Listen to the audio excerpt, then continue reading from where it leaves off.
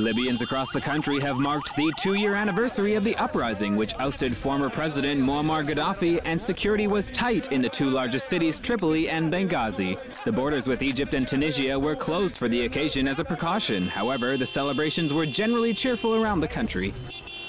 Foreign observers have worried over the unstable situation in Libya after Gaddafi's fall, with many of the heavily armed militias instrumental in his ouster still at large. However, some analysts believe the worst is now over after a raft of new international security agreements were set in place.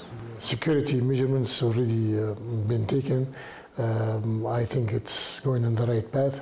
I think that the last couple of months there were some treaties with the neighboring countries of Algeria, Tunisia, and the Egyptian new regime, and also with some neighbors in the south, Niger and Chad in particular, to secure the Libyan borders.